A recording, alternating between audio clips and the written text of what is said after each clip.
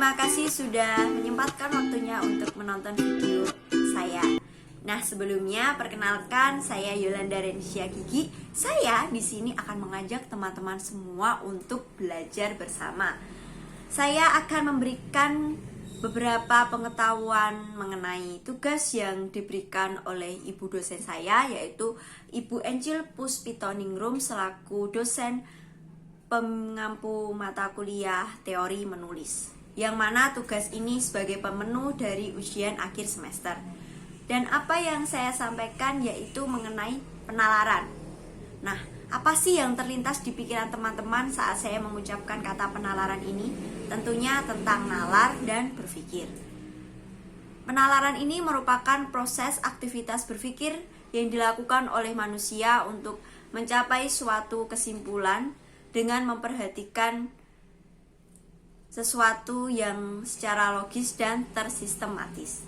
Menurut Kamus Besar Bahasa Indonesia, penalaran berasal dari kata nalar yang berarti pertimbangan baik buruk, budi pekerti, dan akal budi manusia. Dari pengertian tersebut terdapat kata akal. Tentunya kata akal ini merupakan sarana untuk kita berpikir. Tanpa akal kita tidak dapat berpikir dengan baik. Dan kemampuan bernalar ini hanya dimiliki oleh manusia saja loh, karena makhluk lain tidak memiliki akal seperti kita. Nah, maka dari itu kita harus terus mengasah kemampuan kita dalam bernalar.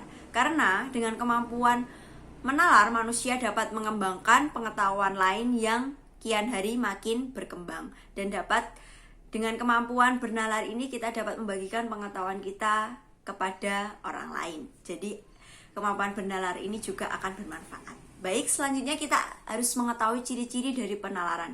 Ciri-ciri dari penalaran ada 3. Yang pertama yaitu secara logis. Logis yaitu tentunya pikiran yang sehat itu adanya unsur logis. Karena apa?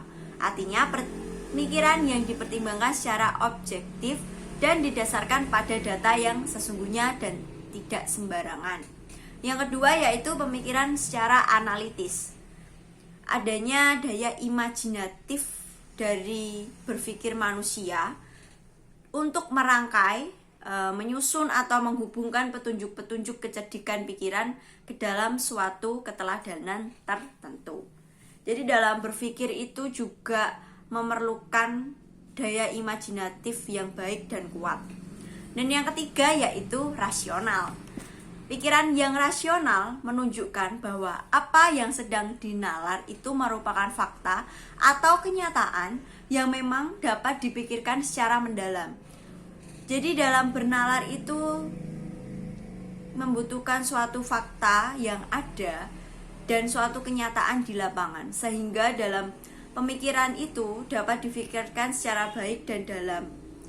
Nah, itu tadi ciri-ciri dari penalaran. Jadi dari ciri-ciri penalaran kita dapat ambil kesimpulan bahwa penalaran ini tentunya membutuhkan pemikiran yang logis, analitis, dan secara rasional. Baik, setelah kita mengetahui ciri-ciri dari penalaran, selanjutnya kita akan belajar macam-macam penalaran. Apa saja sih macam-macam penalaran? Macam-macam penalaran ini sangat banyak. Saya akan memberikan macam dan contohnya hanya 4 saja. Yang paling penting yaitu secara deduktif dan induktif. Dan ada 2 lagi penalaran yaitu sebab akibat dan penalaran berpikir kritis. Yang pertama yaitu penalaran deduktif. Apa sih penalaran deduktif itu? Penalaran deduktif yaitu metode berpikir yang menerapkan hal-hal yang umum terlebih dahulu, yang selanjutnya dihubungkan dalam bagian-bagian yang lebih khusus. Dan penalaran deduktif ini juga merupakan jenis penalaran yang menggunakan logika secara formal dan pengamatan untuk mengetahui atau membuktikan suatu teori atau hipotesis. Saya akan memberikan contoh yaitu, yang pertama yaitu pohon jati adalah tumbuhan. Secara fakta dan secara berpikir logika formal bahwa pohon jati ini merupakan tumbuhan. Yang kedua, semua tumbuhan melakukan proses fotosintesis. Tentunya tumbuhan yang normal akan melakukan proses fotosintesis. Jadi kesimpulannya, pohon jati melakukan fotosintesis. Karena pohon jati ini sudah kita jelaskan, sudah kita ketahui secara fakta bahwa pohon jati ini tumbuhan, maka pohon jati tersebut juga akan melakukan proses fotosintesis. Dan penalaran yang kedua yaitu penalaran secara induktif. Penalaran induktif ini menggunakan teori dan asumsi yang memvalidasi suatu pengamatan. Saya akan memberikan contoh. Contohnya yaitu Andi selalu berangkat sekolah pukul 06.45 menit. Dan yang kedua yaitu Andi selalu berangkat tepat waktu. Dan jika diambil kesimpulan dari dua kalimat ini untuk membuktikan suatu penalaran yang induktif, maka disimpulkan bahwa jika Andi berangkat sekolah pukul 06.45 menit, maka Andi akan sampai di sekolah tepat waktu atau tidak terlambat. Dan selanjutnya yang ketiga yaitu penalaran sebab akibat. Kita sudah tidak asing lagi dengan kata sebab dan akibat ini. Penalaran sebab dan akibat adalah jenis pemikiran di mana kita menunjukkan hubungan antara dua peristiwa. Dua peristiwa tersebut contohnya peramalan cuaca menunjukkan bahwa hari ini akan turun hujan. Dan selanjutnya, jika Ani keluar rumah, maka dia akan persiapan membawa payung. Karena dapat disimpulkan, karena apa? Dari dua peristiwa ini saling berkaitan. Karena peristiwa yang pertama menunjukkan bahwa peramalan cuaca pada hari tersebut akan turun hujan. Maka Ani, jika dia keluar rumah, dia akan membawa payung atau jas hujan supaya tidak kehujanan. Baik, dan yang terakhir, yang keempat yaitu penalaran berpikir kritis. Tentunya kita tidak asing lagi dengan berpikir kritis.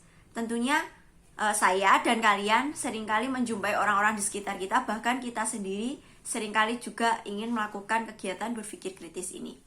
Berpikir kritis melibatkan pemikiran yang rasional luas tentang suatu subjek tertentu untuk sampai pada kesimpulan yang pasti. Jadi untuk dapat menuju kepada kesimpulan yang pasti, kita juga harus berpikir secara kritis dan rasional.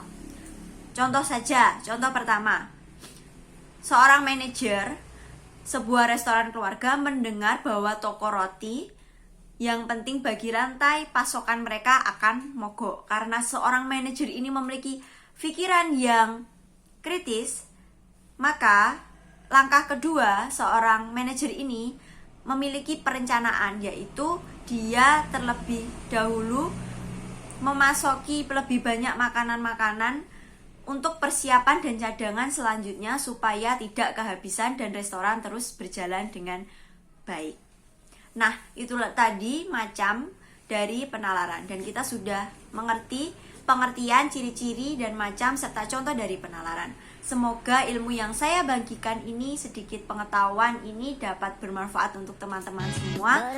Dan saya ucapkan terima kasih sudah menonton video saya sampai habis. Saya ucapkan see you.